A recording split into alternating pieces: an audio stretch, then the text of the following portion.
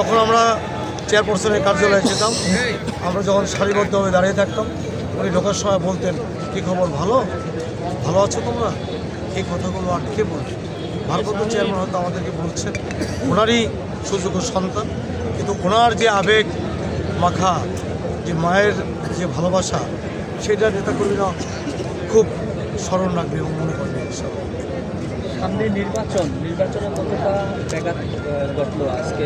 না, জাতি তো একজন অভিভাবক হারাইলেন, নির্বাচনে ব্যাঘাত ঘটবে না। নির্বাচনে মানুষ বিএনপির প্রতি যে সমর্থন, এটা আরও বেড়ে যাবে। কারণ এই মুহূর্তে বাংলাদেশে খালেদা জিয়ার স্মৃতি, খালেদা জিয়ার যোগ্যতা, খালেদা জিয়ার দেশপ্রেম এবং দেশের স্বাধীনতা মানচিত্র রক্ষার যে একমাত্র ওনার যে এটা ধারক এবং বাহক আমাদের দেশনায়ক জনাব তারেক রহমানের ভিতরে বিদ্যমান। অতএব জাতি এখন খালেদা জিয়া এবং জিয়াউর রহমানের প্রতিচ্ছবি হিসেবে তারেক রহমানকেই বেছে নিয়েছে।